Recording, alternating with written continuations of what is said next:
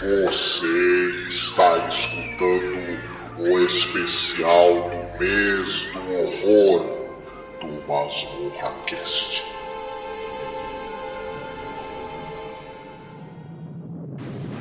Please, do not help these men to fight against me. They're superstitious fools.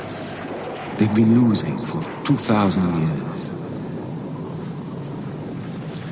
Do you know the significance of the kiss? You are nourishment to me. Blood of my blood. Flesh of my flesh. My beautiful wine press. We shall cross land and sea together. Land and sea.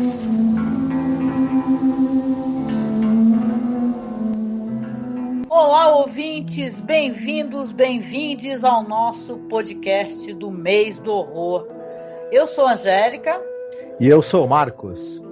E hoje, né, Marcos, a gente vai fazer um podcast, conversar um pouco sobre uma produção que é uma produção que não é muito falada, não é muito conhecida, pelo menos foi essa percepção que eu tive.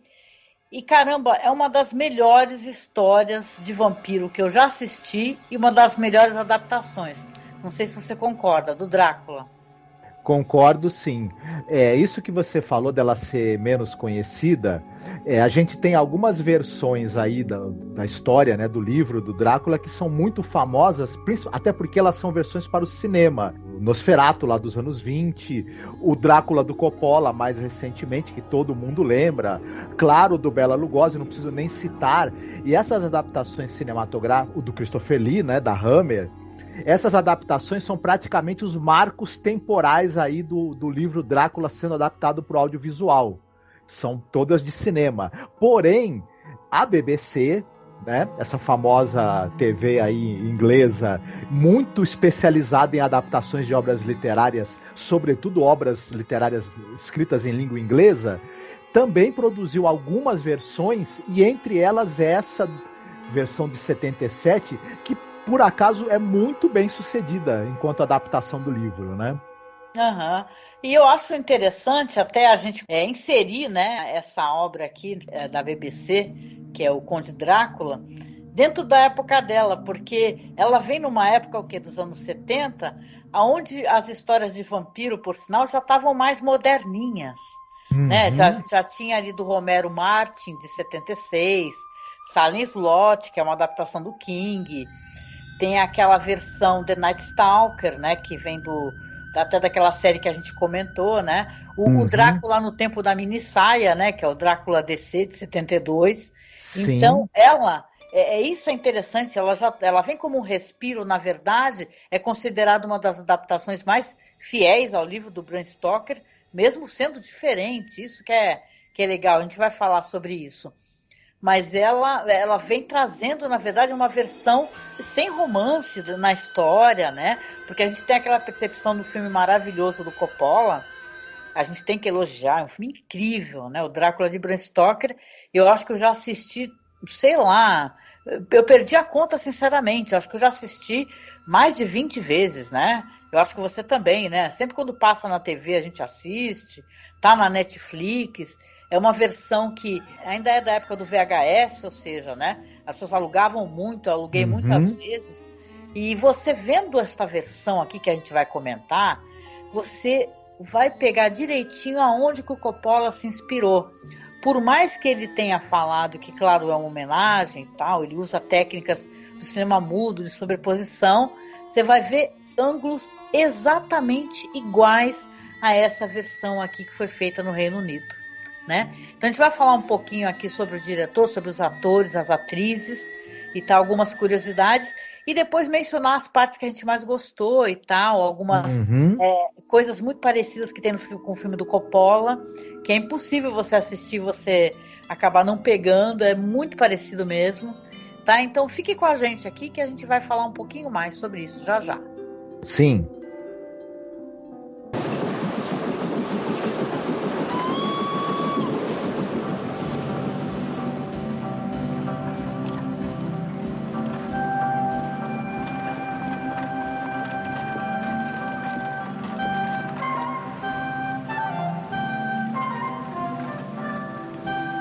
Marcos, o diretor dessa produção é o Philippe Saville. Esse diretor, ele já estava fazendo, desde os anos 50, né? Algumas produções, muita coisa ali para o Reino Unido, inclusive de série, minissérie, né? Ele já tinha adaptado, por exemplo, o Dr. Jekyll e o Sr. Hyde. Ele já tinha feito a adaptação do Édipo Rei, entre várias outras. Ele já tinha... a BBC tinha também os teatros televisionados, e ele tinha dirigido vários episódios desses teatros televisionados que iam ao ar pela BBC. Ele era um cara, então, com muita experiência, já há décadas de experiência, 2 décadas pelo menos, né, de experiência em adaptações literárias para a televisão. Era um cara que ele já estava muito tarimbado, né, o Saville. E Sim. ele acabou depois, mais pra frente, fazendo uma série chamada The Life and Loves of a She-Devil, que foi uma série que ficou famosa na época por ela ter uma observação meio feminista e tudo. Foi uma série que fez muito sucesso e foi muito comentada depois também na TV inglesa. Então é um cara importante, assim, o Saville. Sim, já é falecido, né? Esse diretor, né? Como uma parte do elenco que a gente vai comentar aqui, mas, poxa vida, eu não tenho como elogiar mais, né? Essa produção, porque é incrível. A gente vai ver muitas experimentações aqui, né? Sobreposições e coisas assim para poder trazer esse horror, né? O olhar do mal, do Drácula, né? Aquele negócio do negativo, né? É muito interessante o que acontece. Para algumas pessoas tem gente que não gosta. Eu achei fascinante. Tem até algumas sobreposições e algumas coisas que eles fazem assim que são comoventes, né? Porque você vai ter, como eu disse, algumas coisas que são alteradas da história do Bram Stoker. Você vai ter a Mina, você vai ter, claro, Jonathan Harker. No filme do Bram Stoker, né? Você tem aqueles 3 caras que gostam dela, né? Que é o médico, o cara texano, que é o Quincy, e tem o Holmwood, né? Que ele é o Lorde, não é? E ela acaba querendo noivar o Lorde. Aqui eles fizeram uma amálgama, né? Deixaram o cara, meio assim, o cara texano Lorde, entendeu? Isso. Assim. Quincy P. Holmwood, o nome dele. Isso.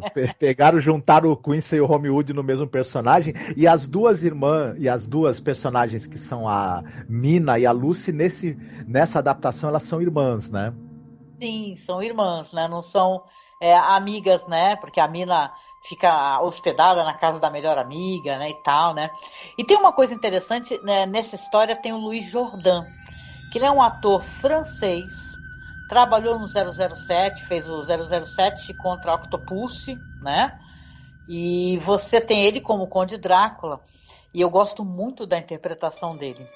Se você pega esse documentário que o Mark Gatiss fez, né, que ele é um cara, para quem gosta de terror, ele é referência, porque ele faz vários documentários, é um estudioso de terror, aquelas Ghost Stories for Christmas, né? Então, o Mark Gatiss fez o In Search of Drácula, saiu em 2020, porque teve aquela série que saiu pela Netflix, né, da BBC, com aquele ator maravilhoso. Clive Bang. Não, mas ele fez aquele filme que fez maior sucesso, ganhou prêmio, né? The Square, né? Que é o cara que trabalha no museu e se ferra, né? Um dia dele que ele se ferra o dia inteiro, né? E se dá mal. Eu acho, aí vem a minha impressão minha, né? Porque vale a pena talvez o pessoal assistir esse documentário do Mark Gatiss, que ele fala que ele está procurando esse Drácula, que seria esse Drácula que depois ele vai apresentar na série da Netflix. Eu acho que o Clive Bang, ele é um cara que ele tá querendo recordar o Louis Jourdan. Não sei se você concorda comigo, porque toda a aparência, né? Falam que ele é uma mistura de Louis Jourdan com Christopher Lee e tal, mas eu acho que ele tá muito mais para Louis Jourdan, até pela questão do cinismo que esse Drácula aqui, que o Louis Jourdan faz nessa produção. Ele é meio que um cara estudioso, cínico. Os personagens sempre estão um tom abaixo, assim, não tá nada exagerado, né? É uma produção até... Apesar de todas essas experimentações que eu falei, ela é muito sóbria, né, Marcos? Sim, eu concordo com você. Eu acho que o Drácula aqui, da série do Mark Gatiss, ele pega muito desse Drácula que já era, né, de uma adaptação inglesa mesmo, né? E do Drácula do Louis Jourdan.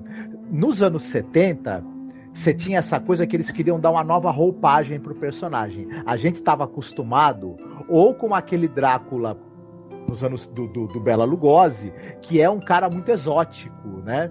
Tem aquele sotaque carregado, aquela estranheza. O cara parece um mágico que tá o tempo todo fazendo um truque com as mãos para te enganar. O Bela Lugosi. E você tinha depois o Christopher Lee, que era aquele Drácula que ele era fúria, né? Um Drácula mudo, né? E que ele era sede de sangue e agressividade o tempo todo. Era uma coisa muito chocante. Já nos anos 70, muito por conta dessa coisa de querer tornar o Drácula mais palpável, no sentido dele falar, ele dialogar e ele ter algo de sedutor. Porque também estava cada vez mais patente essa coisa de sugar o sangue, a transmissão do vampirismo com a coisa das doenças sexuais, do sexo, da sedução pelo sexo. Nos anos 70 isso podia ser mostrado de maneira mais óbvia. E você tem o Louis Jourdan, que é esse cara, que ele veio da antiga Hollywood, era um cara muito galã e que fazia vilões também cínicos e meio sedutores. E ele dá essa coisa pro Drácula dele ser muito contido, muito tranquilo, muito seguro do poder dele, da sedução que ele é capaz. E acho que o Claes Bang, depois na série do Mark Gatiss, tem muito disso. Ele também é um cara muito tranquilo, né? Muito fino e ao mesmo tempo muito seguro da capacidade dele de submeter as pessoas à vontade dele quando ele quiser. E pra mim ele pegou muito isso do Louis Jourdan. Ele é mais irônico e mais sarcástico, o Drácula do Claes Bang. Mas essa coisa meio muito segura e muito contida, ele com certeza pegou do Louis Jourdan. Eu concordo contigo, né? O Louis Jourdan mesmo, ele já falou, né? Ele é falecido já, né? Mas já falou em entrevistas que ele achava interessante interpretar o Drácula não como um monstro, ou a questão da vilania, né? Ele queria justamente abordar mais essa questão da sedução, e sim que ele quisesse dizer, na verdade, como se ele fosse um anjo caído, entendeu? Ele fala assim, como se fosse um anjo caído. Então eu tinha que ser extremamente gentil e seguro, né? Na verdade, eu acho que eu estou fazendo uma coisa que o homem faz, tanto que tem esse diálogo, né, no filme, né? Ele fala assim, por que eu sou um monstro? Se, no caso, você cozinha a carne, mas eu tomo sangue. Então, ele retruca, né? Tem essa espécie de diálogo e tal. Eu acho até que, inclusive, o Harker, ele é um Harker que também ele é interessante, que ele não é um bundão, que nem o personagem do Keanu Reeves, que eu adoro, né? Eu gosto muito do Keanu Reeves nesse filme, né? Até entendendo, inclusive, as limitações dele. Mas esse Jonathan Harker aqui, ele é o Bosco Hogan, né? Que faz ele. Ele é um cara que ele peita, né? E tal, né? Tem um momento assim na produção que ele pega e fala assim, ó, o Drácula fala pra ele, se você mostrasse algum interesse, eu te levava pra passear aqui pela região pra tu conhecer. Aí o Harker fala pra ele assim, e você ia fazer isso quando? No meio da noite? Porque você some o dia inteiro. Então tem um monte de coisinhas assim que a gente gostaria de apontar. Então, se você, ouvinte que está aqui nos acompanhando, quiser, é uma história muito antiga, muito conhecida e tal, mas se você, por acaso, quiser assistir antes, eu já fiz o upload lá pro nosso canal no OkRu. Eu peguei um release assim que tá em MKV, muito bom, né? Porque costumava, né, Marcos, ter uns releases muito ruinzinhos, né? Ripado do VHS, por aí. Mas eu peguei um release ótimo. O filme tem o quê? 155 minutos. Porque quando ele passou pela primeira vez, detalhe, no Natal, hein? Lá no Reino Unido, porque os caras gostam de terror de Natal lá, né? Lá funciona assim. Não à toa que os caras têm o Ghost Stories for Christmas, né? Sim, sim. Peguei esse release que tá em uma parte única, botei legenda e tá lá no nosso canal. Então, se você quiser assistir, né? Porque, claro, vai falar sobre os desfechos, uma história tão conhecida, né? Mas tem gente que quer assistir primeiro. Então, se quiser dar uma paradinha no podcast e assistir, fica à vontade. Sim, aproveite que não é muito fácil de encontrar para assistir, mas a Angélica fez o upload, então quem quiser tem a chance de assistir e vale muito a pena, viu? Para quem gosta do livro, né? Para quem gosta e tem interesse por adaptações, então, envolvendo o personagem do Drácula, é algo imperdível, na verdade, né? Sim. Right off. Right off. Every day, I promise. Olha, eu vou fazer uma sinopse aqui só para ter essa sinopse, porque a história é muito manjada, né? Mas não tem problema. Bora lá. É 1892. O Jonathan Harker viaja da Inglaterra para o castelo do Drácula na Transilvânia para conduzir a transferência do título da abadia de Carfax para o Conde Drácula. Embora os habitantes locais temam o castelo, Jonathan considera Drácula um anfitrião cortês. Logo após chegar, Jonathan percebe que Drácula o fez seu prisioneiro e é um vampiro. Sim. Quando a gente fala em Drácula, é fácil a gente lembrar de vários rostos conhecidos, né? O Max Schreck, o Bela Lugosi, como você falou, Christopher Lee, nossa, que eu amo de paixão, o Jack Palance, nossa, quem mais? Tem muita gente. O Frank Langella, então é muita gente realmente que já interpretou, né? O Drácula, e uns, é claro, que chamam muito mais atenção. A própria história do Romero Martin é uma história muito curiosa. O Blácula, né? Então você tem muitas histórias legais. A gente tem o Luiz Jourdan, eu fiquei muito fascinada por ele, né? Não sei o que você acha. Eu achei ele muito fascinante, esse ator aí. Porque ele é um cara que ele é um francês, né? Então ele não tenta emular aquela fleuma inglesa, né? Que é muito comum, né? Mas, ao mesmo tempo, ele tem um certo ar de sabedoria, de erudição. Uma das coisas que me chamou a atenção, né, dentro dessa história é o fato de o Drácula ser um cara que ele visivelmente se interessa por leitura, por literatura. Quando o Jonathan se vê preso no castelo dele, ele tá na sala de leitura, que tem uma biblioteca enorme. E aí o Drácula fala para ele, olha, você pode ficar aí, mas não durma aí, tá? Porque as minhas noivas, né, acho que ele chama de noivas, né? As minhas noivas, elas vêm ler aqui.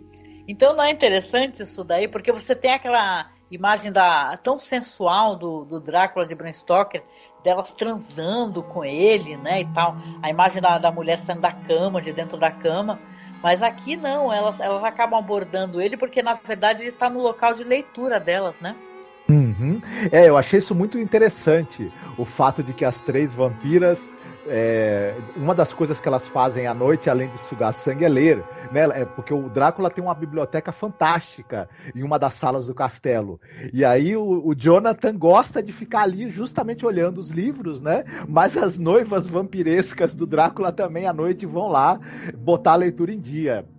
E se você e você ficar lendo muito, dá fome, né? E aí já viu, se você tá por ali dando bobeira, elas falam, olha, vamos interromper a leitura para fazer um lanche, pessoal, tem um cara aqui, né? Elas tentam atacá-lo, né? E tem um lance do bebê, porque mostra também o negócio dele trazendo um bebê. Aliás, é uma cena até mais chocante, né? Porque ele pega a sacola que tem um bebê, ele meio que joga no chão, né? Sim. E fala, e elas perguntam, né? Porque estão atacando o Jonathan, você nunca amou, né? E tal, como se não se importasse com elas. Elas perguntam, e aí, você não trouxe nada pra gente comer, pra se alimentar? Aí ele aponta a sacola e depois mostra o bebê. Então é chocante, né? Sim. Essa cena e tal. Então essa parte toda da Transilvânia, ela é muito interessante, ela é muito perturbadora. Tem o negócio dele se movimentar, né, Marcos? Se tu quiser falar um pouquinho, como se fosse um morcego, né? Isso é muito interessante, né? Pois é, tem um momento em que o Jonathan Harker, né? Ele inventa de colocar a cabeça para fora da janela durante a noite, e a gente sabe que o Drácula costumava andar agarrado às paredes do castelo do lado de fora, né? Nessa versão, ele usa a capa para deslizar sobre a parede como se fosse um morcego voando. E é muito interessante essa cena. E depois, se você pensar em um determinado outro momento da série, ele aparece o morcego deitado na cama da Lucy, na mesma posição, com as asas assim sobre o lençol, do mesmo jeito que o Luiz Jourdan aparece usando a capa dele para deslizar sobre as paredes do castelo. Então isso há quem diga que o visual disso é datado, mas para mim, na verdade, é muito bem resolvido e muito evocativo, né? Ele nunca levanta a voz. Dessa cena que você falou mesmo aqui, as vampiras estão sugando o sangue do Harker. Se a gente lembrar do Drácula de Bram Stoker, ele chega flutuando e falando, né, de uma maneira muito operística. É muito bonito aquilo que o Gary Oldman faz. O Luiz Jordan, como você mesma falou, ele joga no chão a sacola onde está o bebê, né? Porque para aquilo para ele é alimento, não é, né? E ele fala muito calmamente com elas: olha, não é para vocês tocarem nesse homem aí. Só depois que eu tiver terminado com ele, eu vou dar ele para vocês. Por enquanto, com licença. E a calma e a segurança com que ele fala isso, isso torna a maldade dele mais chocante, porque ela não é, ela é introspectiva, né? É alguém que está muito, muito sossegado com a sua própria natureza maligna e muito consciente dela, né? E por ser uma versão longa, né? E é uma coisa assim que mistura o quê? Mistura videotape, tem essa coisa, como a gente comentou, tem sobreposição, tem alguns efeitos especiais. E não é uma coisa chata, né? Eu acho que é uma história que ela te pega, assim, o primeiro release que eu assisti estava em 2 partes. E você não sente o tempo passar. Porque é uma história, assim, muito... como é que eu posso te explicar? É uma história, assim, que ela é dinâmica. Acho que essa é a palavra que me vem na cabeça. Uma coisa que eu queria mencionar também, queria que você falasse um pouquinho. As 2 atrizes, a que faz a Lucy e a que faz a Mina, que a Mina é a Judy Balker, né? A Lucy é a Susan Peñaligon. Elas são maravilhosas. Tem o resto do elenco maravilhoso também. Tem o ator que faz o Renfield, que é o Jack Shephard, que ele tá incrível nessa série também. É um retrato, assim, um rosto muito marcante. O Bosco Hogan, que faz o Jonathan Harker, que, gente, no MDB ele tá bem velhinho mesmo, esse ator. Mas ele tá incrível, cara. Ele tá incrível, tá maravilhoso. E hoje em dia continua trabalhando. Tanto que ele tá nesse spin-off da série Vikings. Né? Ele trabalhou, o primeiro trabalho dele na vida foi no Zardoz, com o Sean Connery. Então você vê, né? A história do cara é assim, que engraçado, que divertido, né? E tem aqui um grande elenco, né? Mas assim, queria que você comentasse o que você achou da Lucy e a Mina na história. São personagens visivelmente trágicos, né? Mas a Lucy do Coppola, ela é uma personagem muito mais assim, apesar do que a Mina fala, que ela é uma personagem muito pura, né? Que ela só tem aquele ar, né, de mulher do mundo e tal, dando ares que é uma mulher que já tem uma iniciação sexual, né? Essa Lucy aqui dessa história, ela é uma atriz com os olhos muito doces, um olhar muito doce, né? E uma atuação que você se apega muito nela. Né? Eu fiquei muito, muito comovida com essa Lucy. Você vê que ela é realmente levada, assim, inclusive hipnotizada, né? Então, os momentos que ela é hipnotizada e ele está conversando com ela, e ela está se vendo dançando. Então, nossa, são cenas lindas. Eu vou tentar colocar para vocês, para o nosso vídeo, para o pessoal poder ver. Eu fiquei apaixonada pela Lucy, que é essa atriz, a Susan. E a Mina, que é a Judy Balker, né? Essa atriz incrível, maravilhosa. É daquele filme Fúria de Titãs, né, Marcos? Ela é Andrômeda, né? A Judy Balker tá no Fúria de Titãs. E a Susan Peñaligon, ela, por exemplo, tá no outro filme de vampiro que é o Patrick, né? Pois é. Só que o Patrick é um filme australiano, né? A gente falou dele quando a gente falou do cinema de terror da Austrália, no Halloween. Aí é tipo vampiro de energia, saca? Uma parada meio assim, né? Falando nisso, gente, vamos ter que falar, porque todo mundo que trabalhou aqui de um jeito ou de outro trabalhou com alguma história de alguma espécie de vampirismo, né? Aí a gente chega nesse ator aqui, que é o Frank Finlay, que ele faz o Van Helsing, que, aliás, é outro tipo de Van Helsing. Isso que é muito maneiro, né? Esqueça esse Van Helsing aí, esqueça o Anthony Hopkins falando alto e tal, com aqueles maneirismos, né? O Frank Finlay, ele faz um Van Helsing contido, muitíssimo piedoso. Ele olha essa situação sem pressa, né? Ele fala o que precisa fazer, né? Tem até, claro, essa cena que eles são obrigados a eliminar a Lucy, né? Então eliminar assim, né? Porque ela se torna uma vampira, claro. Mas ele tem esse ar piedoso, paciente. E esse cara faz um personagem naquele filme Força Sinistra, né? Quem lembra desse livro aí? Porque eu tenho esse livro aqui, que é um livro do Colin Wilson, que é o Vampiro de Energia. Né? Nesse filme Força Sinistra, vocês vão lembrar, quem gosta de terror, tem a Matilda May, por aí, andando peladona, né?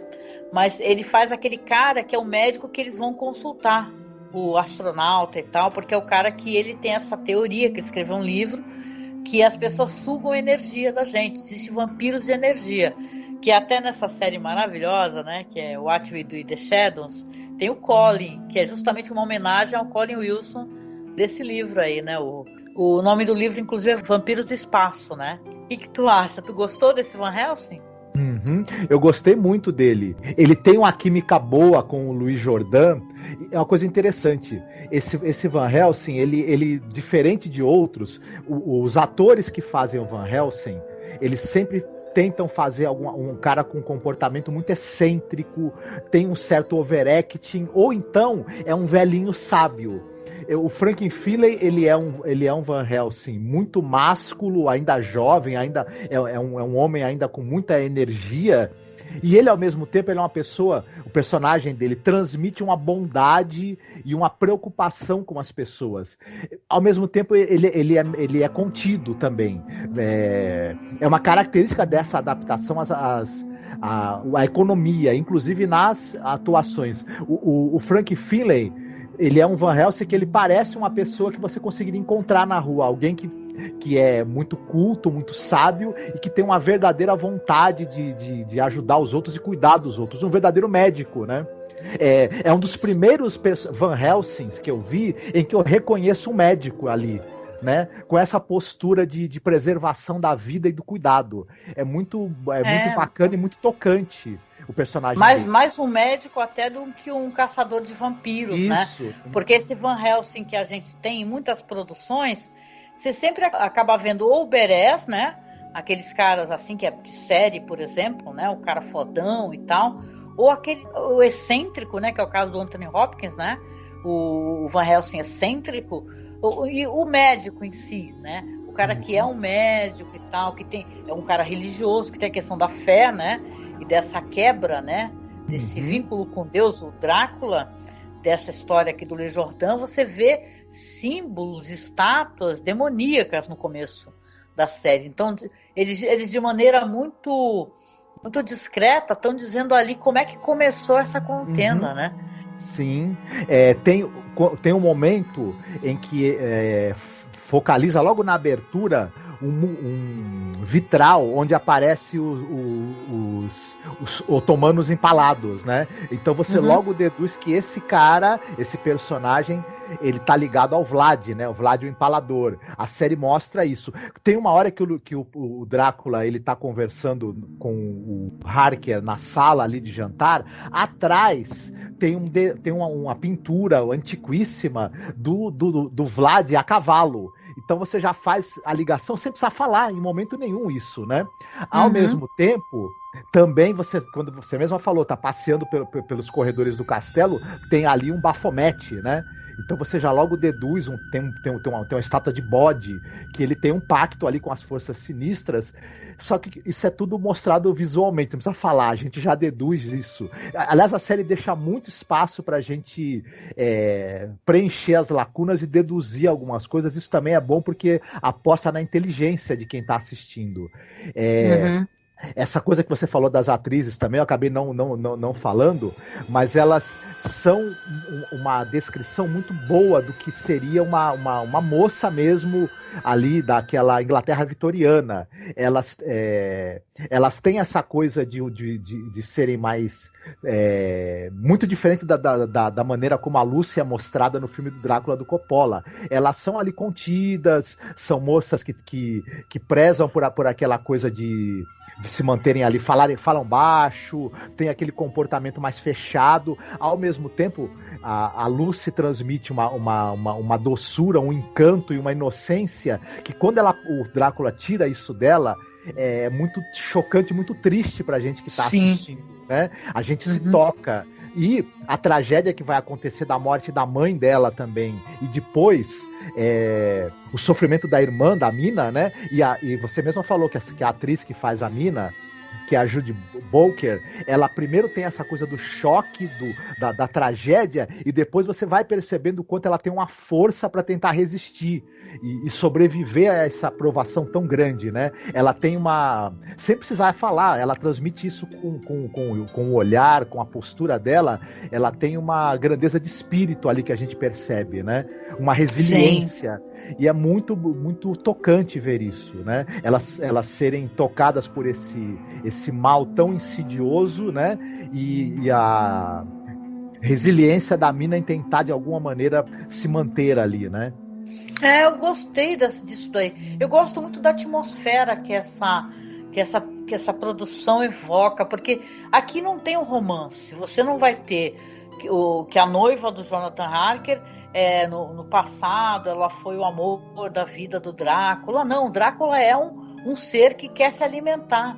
Uhum. Ele quer se reproduzir, ele quer, na verdade, continuar se alimentando, ele quer conspurcar, né, a inocência dessas jovens aí. Não é uma vingança direta, apesar que tem momentos que é inacreditável aquela cena, né, Marcos? Quando o Jonathan acabou de chegar em Londres e ele desce da carruagem, ele olha pro cara indo embora, ele tem a certeza, e é mesmo o Drácula na carruagem, né? O cara realmente estava seguindo ele de alguma maneira, né? Esse Drácula, ao mesmo tempo que ele é um cara assim provocador, né? Mas ele não é ele tem uma arrogância, né? Esse ar de maldade dele sempre presente, e ele não é uma coisa exagerada, né? Ele é um mal, a palavra é essa, acho que ele é um mal insidioso. Né? Ele vai entrando e tal.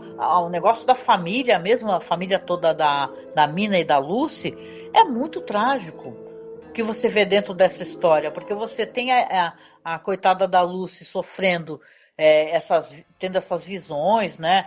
A Lucy sofre ali com sonambulismo, aí tem uma hora que a Mina segue ela, e elas estão numa espécie de casa de praia, né, e tal, passeando, e aí ela vê o Drácula sugando, né? Essa cena é muito parecida com a cena que o Coppola faz, só que o Coppola já faz uma coisa assim mais animalesca, né, e sexual. Ele coloca um ser assim, o Drácula transformado numa espécie de monstro, né, comendo ela, né? Não apenas só sugando o sangue dela. Mina, ela vai ter aquele choque de ver, na verdade, alguém tendo uma relação sexual, né?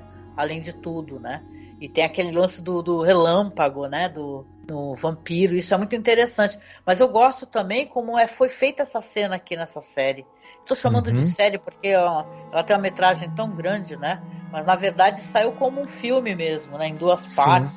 Então, no caso, até uma minissérie, porque depois quando começou a reproduzir em outros anos, né, passar novamente, eles dividiram em 3 partes, né, na Inglaterra. Nos Estados Unidos também passou em 2 partes, né, pela PBS.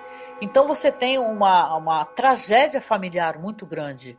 Não tem romance. O romance que tem ali, muito suave, tá, muito pudico, é realmente da Mina com Jonathan Harker. Né? Então você vai ter esse romance, esse leve romance, mas quando eles retornam já casados, quando ela vai encontrar com ele lá, né? Ele consegue fugir. Quando ela volta, a tragédia já tá, né? A tragédia tá totalmente instaurada na casa dela, né? São tragédias que eles vão tendo que enfrentar, né? O casal. Sim, e a série, né, a adaptação, ela é muito... A gente já tinha até citado isso, ela dá espaço pra gente poder ver as 2 atrizes, os sentimentos delas, a tristeza, o luto, o desespero. É muito bom isso, que esse enfoque nos sentimentos das 2 personagens, e que faz com que a gente se identifique com elas e torça por elas e sofra também junto com elas. É muito bacana isso. Essa série, ela tem essa coisa de ter um olhar para os personagens, pro lado humano deles, pro lado sensível, pro lado falho deles. O Drácula é muito interessante. Tem hora que ele fala assim: eu preciso do sangue dela, eu preciso. E ele reitera: eu preciso. Né? E como você mesma falou, não tem romance, tem sedução, é diferente. Ele hipnotiza, e aí no momento em que ele vai fazer esse jogo de sedução e de hipnose, entram umas trucagens muito interessantes, né? Quando ele tá hipnotizando as pessoas, tem um filtro ali na imagem aquela uma lente vermelha. Pra evidenciar a maldade dele, né? E Isso. tal, né? Os olhos, a boca. Exato. E que ele não aparece para elas exatamente como ele é. Ele provoca uma mudança de consciência nelas. E a gente entende isso imediatamente. Quando ele tá sugando o sangue da Lucy na cama, tem um determinado momento em que fica tudo vermelho. Isso é Sim. muito interessante. E quando ele está. Em outro momento em que ele está sugando, você mesma já citou isso, eu achei isso incrível. Ele está sugando o sangue dela. Ele é como se fosse uma silhueta negra, né? Porque ele usa uma roupa toda preta. Aí é feita uma sobreposição da imagem da Lucy se imaginando dançando. E aí você percebe que, enquanto ele tá sugando a vida dela, ele faz ela ter uma imagem de um momento feliz, né? Em que ela tá em transe, tá se divertindo, tá numa dança. É muito poético isso, né? É meio que uma maneira dele poupá-la desse sofrimento que ela poderia ter, do choque, né? De ter alguém, né? Sugando a vida dela, né? Não, e é tudo muito triste, a morte da mãe dela, sabe? Quando ela já tá doente, né? E ele se transforma em vários bichos, né? Uma hora ele se transforma num lobo branco. E quando esse lobo tenta invadir o quarto, a mãe dela tem um ataque cardíaco e morre do lado dela. Então é aí que, inclusive, ela acaba piorando, né, a condição física dela. A Lucy sofre muito, né? Nessa versão aqui. E, cara, tem certas coisas aqui que eu acho muito imaginativas. E detalhe, foram ali visivelmente inspiração pro Coppola. A cena do Renfield, que você tem a apresentação dele no asilo, né? Que tá lá o Dr. Seward, né? É igual a cena que o Coppola coloca, que ele coloca o Renfield pegando alguma coisa no alto, né? Como se estivesse em direção ao espectador. Então é a mesma cena. Então não tem como falar assim, olha só, o Coppola, não, ele assistiu essa versão com toda certeza. Sim. E você estava falando de uma questão que eu acho que é legal a gente evidenciar, porque aí sim, tem esse negócio, uma produção vai pegando influência da outra, né? Você tem ali nesse Drácula que quem faz é o Christopher Lee, esse Drácula que tem os olhos de sangue, não é? Os olhos injetados de sangue. Quando o Harker está no castelo do Drácula, quando eles ainda estão na Transilvânia, ele vê todas as mulheres que estão deitadas no caixão, as noivas, com os olhos cheios de sangue, né? E elas olham para ele assim, só que elas não podem se movimentar, né? A mesma coisa depois com o Drácula. Então eu achei essa referência genial, porque você tem aqui nos anos 70 uma referência do Drácula dos anos 50, né? Sim. O Drácula ali da Hammer, né? De 58. Mas é muito bem feita e muito assustadora, né? Até a própria Lucy, depois quando eles vão, depois que ela morre, eles têm que ir lá, né? Finalizar ela, né? Porque ela tá atraindo crianças e tudo, né? Olha, aliás, essa cena, eu tenho que falar, gente, eu sou muito fã do livro, dessa história, eu assisti várias versões, e você sempre fica, quando você tá lendo o livro, tentando entender. E o Bram Stoker escreve isso, ele fala assim, ele descreve como é que a Lucy ela passou por baixo da porta. Ele até usa uma expressão que na tradução ficou algo como se ela tivesse ficado tão fina como uma hóstia, né? E passado por baixo da porta lá no cemitério, onde tem a tumba lá da família, né? E aqui também é interessante como eles fazem isso. Eles fazem que ela se transforme em fumaça e entre pelos buraquinhos ali da porta, pela fechadura, pelas frestas. Cara, é muito legal, é muito bem feito assim. E ela se transforma, essa atriz ela é muito doce, mas eu acho que ela fica uma coisa demoníaca quando ela tá de vampira. Aliás, se você assistir também a interpretação dela, ela faz, a Lucy do Coppola também imitou direitinho, né? Ela faz aquele negócio sedutor, né? Fala Quincy, né, e tal, você vai ficar junto de mim, nós dois vamos viver uma vida sozinhos e tal, seduz o cara. Então é muito parecido, gente. É muito interessante como é interpretada essa Lucy, né? Sim, no momento do filme do Coppola em que a Sadie Frost vira vampira e ela tenta seduzir o Homewood, né? A gente percebe que é muito parecida com a cena da Lucy nessa adaptação da BBC, com a maneira como a Susan Penhaligon ela tenta seduzir também, né? O Quincy. É muito interessante. E essa evocação da postura dos vampiros da Hammer, né? É esse vampiro com olho totalmente vermelho injetado e com uma postura de selvageria animal. E é muito chocante quando você vê primeiro o quanto essa atriz ela parece doce, casta, e depois essa postura animalesca.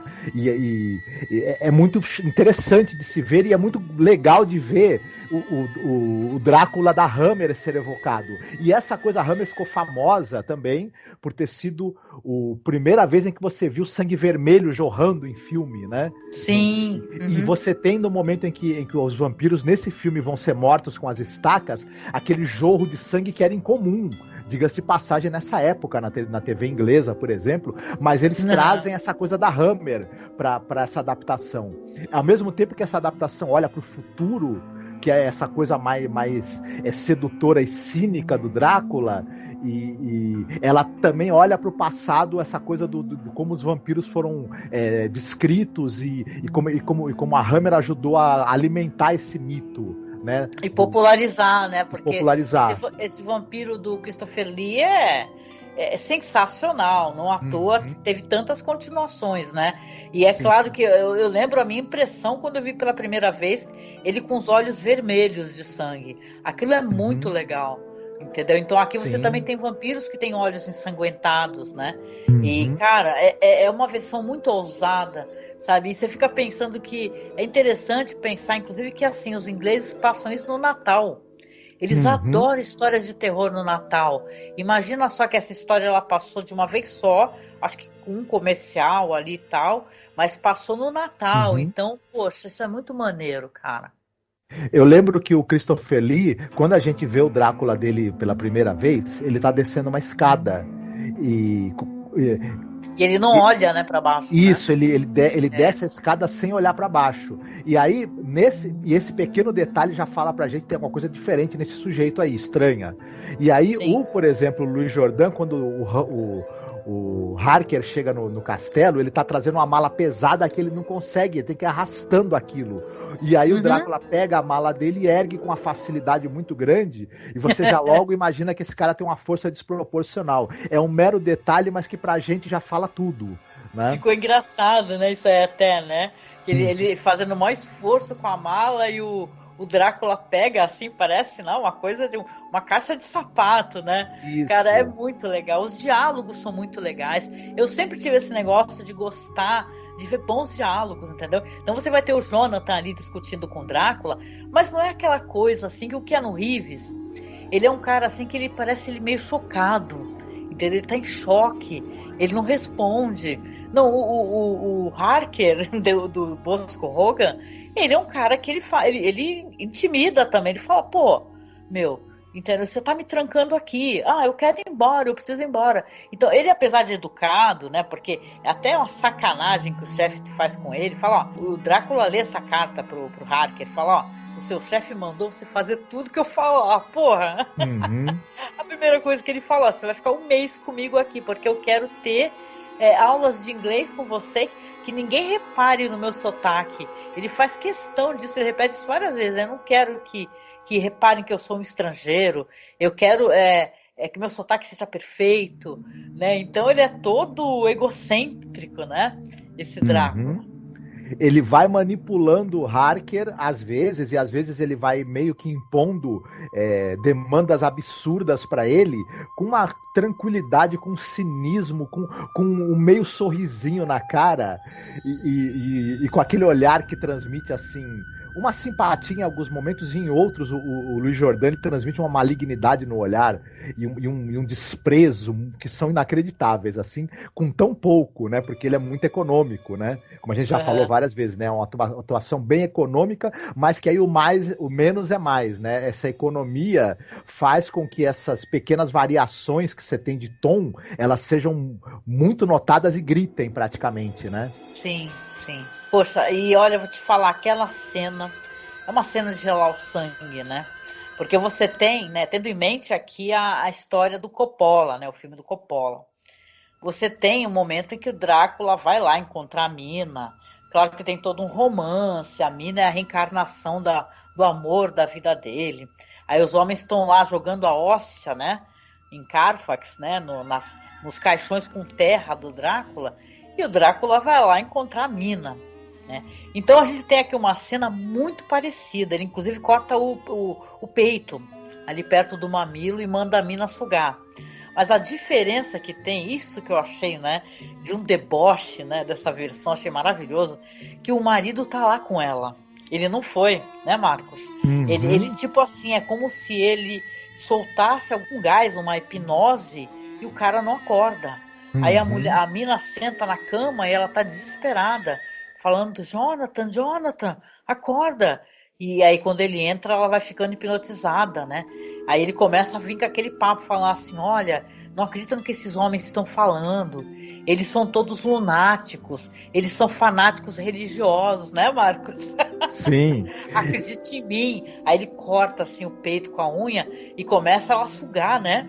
Então, gente do céu, o cara ali do lado, é um negócio totalmente, né?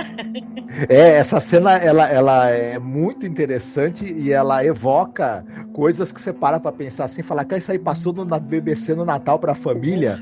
O cara, né, vampirizando a mulher, o que tem, obviamente, um subtexto sexual claro, óbvio, com o marido deitado do lado, né?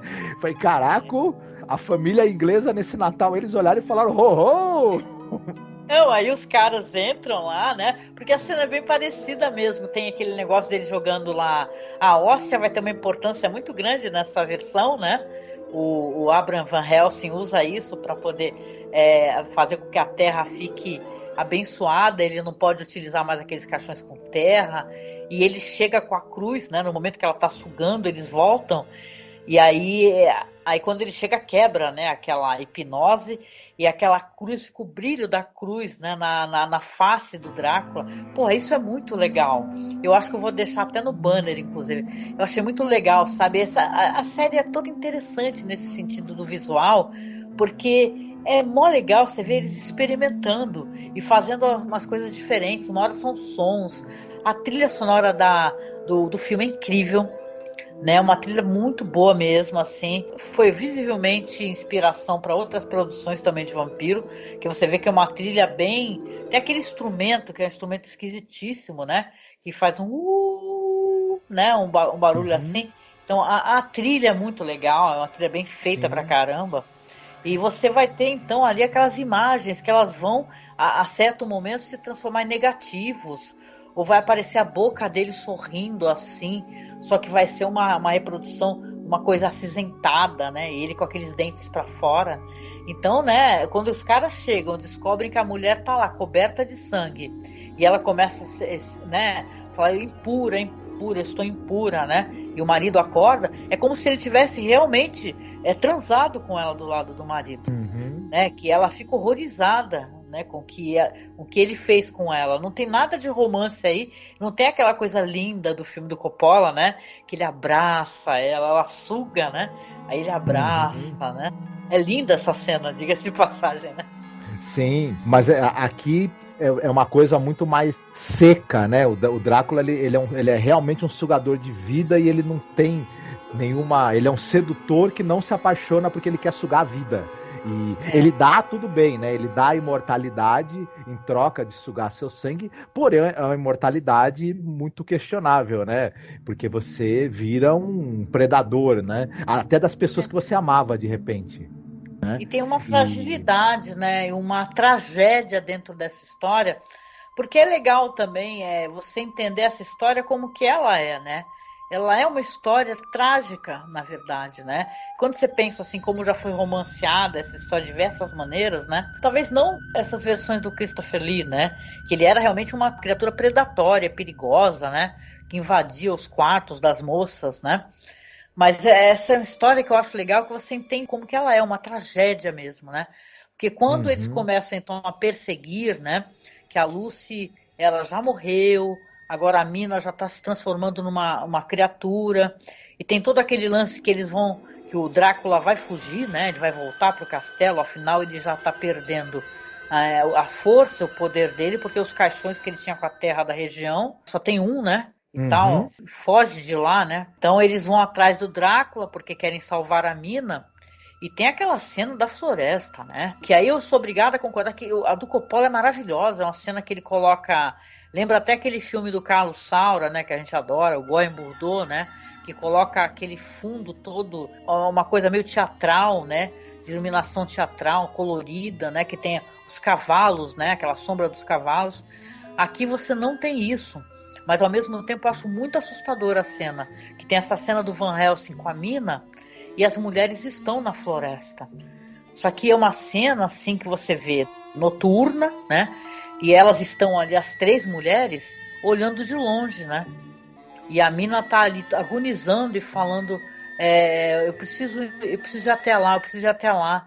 Aí o Van Helsing fala: não, você não é igual a elas, você fica aqui e tal, vou te proteger. Aí a mina fala assim: não, elas são as minhas irmãs. Então ele faz aquele círculo com hóstia em torno dela e dele.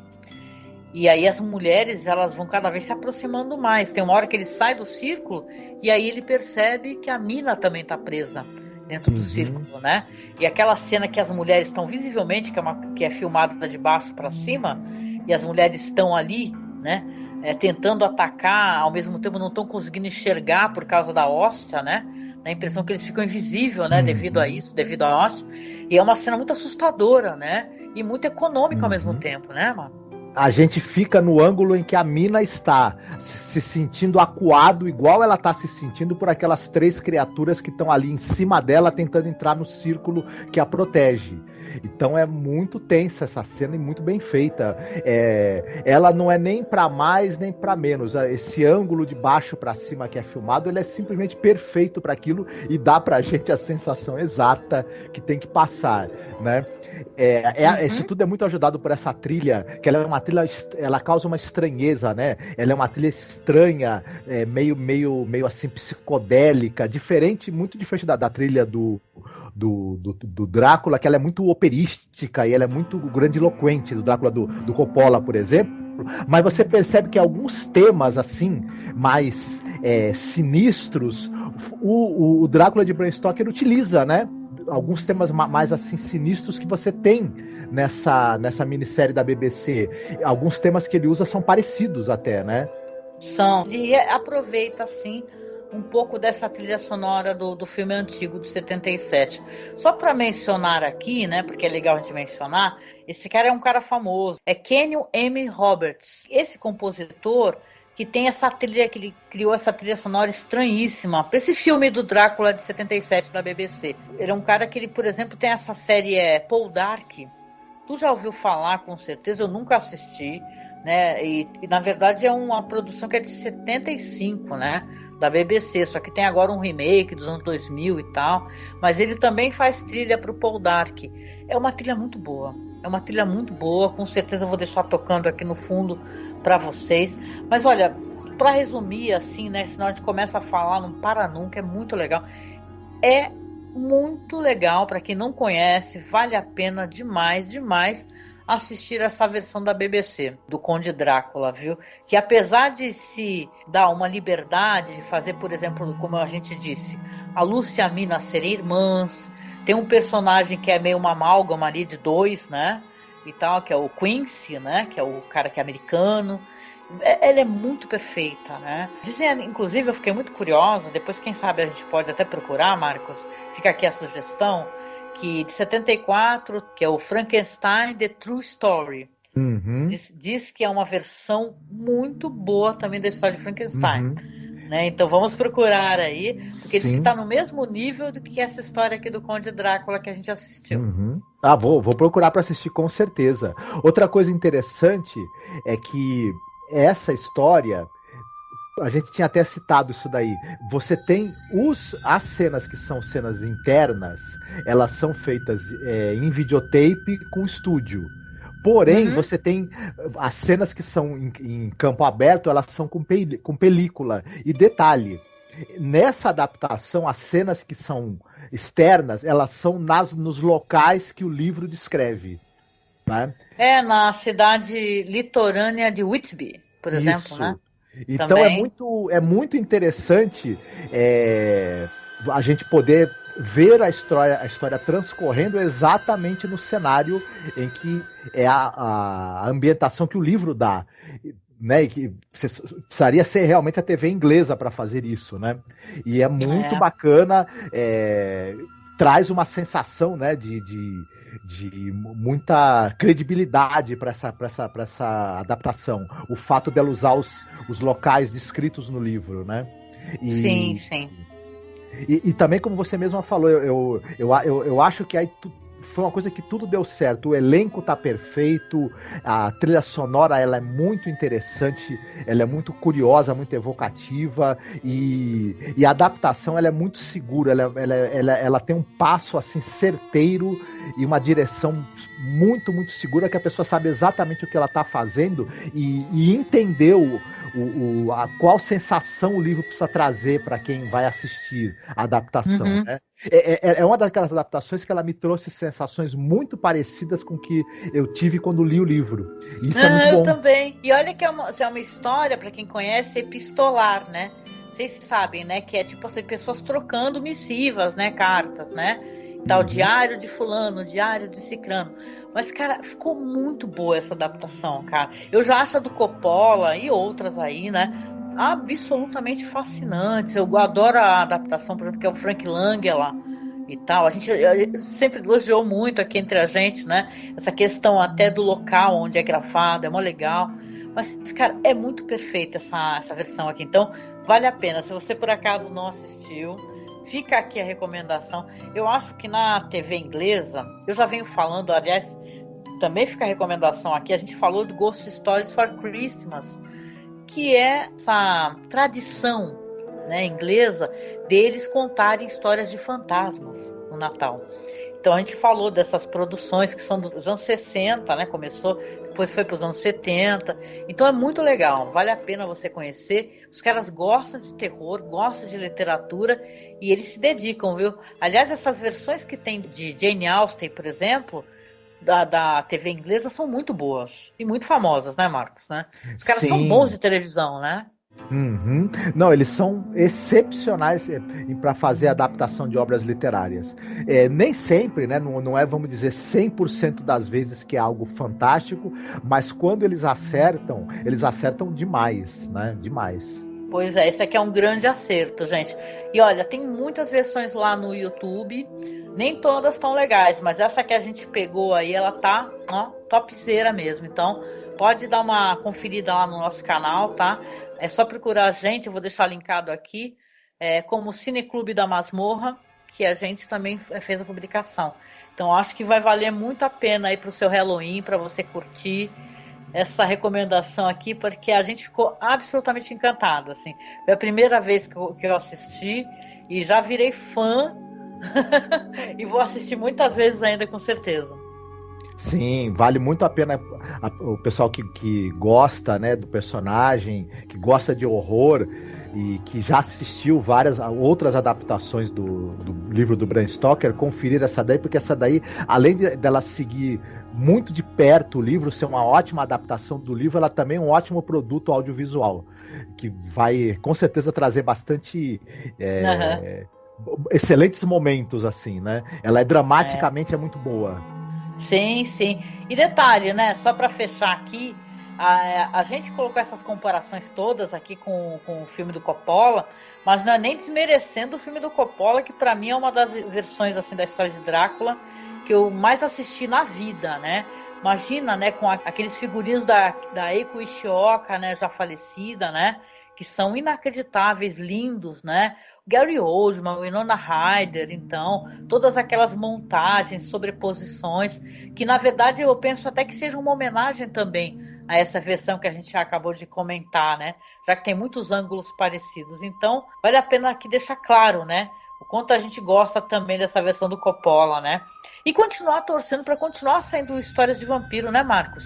Sempre sai, né? O Missa da Meia-Noite, né? Uma maravilhosa história de vampiro aí, né? Na verdade. Boa, né? Lembrança. Também fizemos podcast, sim. Parece que a Blumhouse vai produzir uma nova adaptação do Drácula. E, né, promete. Vamos ver, né? Vamos ver. Eu tô curioso. Sempre que esse livro é adaptado, eu fico curioso, né? De ver o resultado. Eu gostei desse Drácula, desse último Drácula da BBC, que é com o Claes Bang que nós citamos. Eu acho pelo menos os 2 primeiros episódios, ela é uma adaptação muito interessante, uma reimaginação muito interessante desse personagem, inclusive. Uhum. Eu assisti também, gostei. Poxa, então, ó, que legal. Vamos deixar aqui uma recomendação. No nosso canal tem esse documentário do Mark Gates, que é In Searching of Drácula, que é ele falando sobre os locais que ele visitou, a literatura que ele estava procurando para poder fazer esse vampiro da série da Netflix. Tem o filme que a gente acabou de comentar, né? E, poxa, fica aqui a recomendação. Então, para quem não assistiu o Midnight Mass, né? O Missa da Meia-Noite. Sim. E é isso, né, gente? A gente falou aqui um pouquinho sobre o Conde Drácula de 77 da BBC, que a gente considerou uma das melhores adaptações do livro de Bram Stoker. Comente com a gente aqui o que você acha, se você assistiu, se você já conhecia, ou então se você conhecer, comenta depois pra gente o que você achou, tá? E a gente vai deixar também aqui, eu sempre faço isso no finalzinho, nossos links de contato nessa internet, né? A gente tem a nossa página no Facebook, que é @masmorracine, nosso perfil no Twitter, que mudou, gente. Agora a gente criou um outro perfil no Twitter. Você pode seguir Masmorra _cast. A gente criou um perfil, que é @masmorracine, só que aparece como Cineclube da Masmorra. Lembrando que agora o nosso podcast, você encontra por esse nome, pode procurar Cineclube da Masmorra. A gente vai acabar finalizando esse feed, a Masmorracine, porque a página não carrega. Não sei se é porque o nosso podcast ele é muito antigo, ou seja, é muito podcast, e os caras, eles, sei lá, falam que tá com demora, aí o feed não carrega. Se você pegar e procurar como Cineclube da Masmorra, tá tudo atualizado. A gente tá deixando lá no Anchor, né? Na Anchor.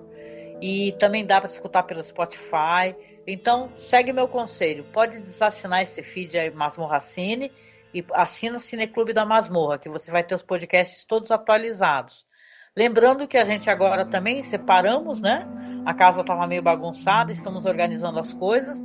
Agora você que gosta de The Twilight Zone, você pode procurar podcast pelo nome Além da Imaginação Podcast, que você vai também ter um feed só com os podcasts Além da Imaginação. Então ficou aqui separado a série com o conteúdo do site, que é um conteúdo muito grande. Como são, né, Marcos, mais de 100 podcasts de The Twilight Zone, vale deixar um feed só para ele, né? Que tava muita bagunça, né? Muito, sabe, junto com os nossos especiais de diretor, aí vem série. É melhor deixar como se fosse um podcast específico, né? Sim, fica mais fácil da pessoa encontrar os podcasts por tema, né?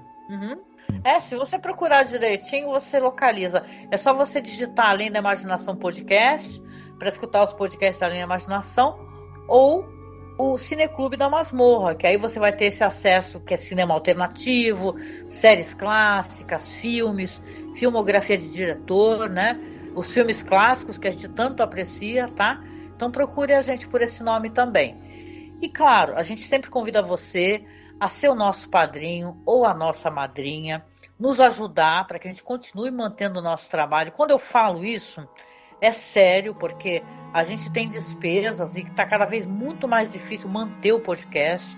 Então é fundamental, se você puder nos apadrinhar, nos ajudar, nem que seja com pouco, já nos ajuda, para que a gente consiga resolver os problemas que a gente tem para resolver com o equipamento, e a gente sempre tem, né, Marcos? A gente volta e meia tem problema com o equipamento, infelizmente. Então, seja o nosso padrinho ou nossa madrinha, procura a gente no Padrinho, vou deixar o link aqui na publicação, e doe pra gente um valor mensal de 5, 10 reais, é um valor que não é muito pesado e na verdade nos ajuda muito, tá? Então a gente tem perfil lá no Padrim e também tem no Colabore Aí. Tem o Pix, que se você quiser doar pelo Pix a gente agradece, que pelo Pix eu recebo dinheiro diretamente, sem ter essa cobrança, né? Porque essas plataformas cobram, né, uma porcentagem do valor que é doado. Então, o nosso Pix está aqui dentro da publicação, tá? Que é pixmasmorracine@gmail.com. E é isso, né, gente? A gente se encontra, estamos chegando lá. logo mais vai ter o nosso podcast, aí, o nosso especial de Halloween, que esse ano a gente vai falar de Holanda, hein? Então vai ter uns filmes bem interessantes, bem estranhos, né? Bem galhofa também, claro, né? Porque essa região tem disso. E com o nosso amigo Douglas Freak, né, Marcos? Exatamente. Vai ser mais um episódio imperdível em que a gente vai enfocar o horror da laranja mecânica. Né? Como é que o holandês fala? Ya, né? Ya. Uhum. É isso, gente. Então a gente se encontra aí no próximo podcast. Um beijo grande, um abração, se cuide e até mais. Fiquem bem. Tchau, tchau. Tchau.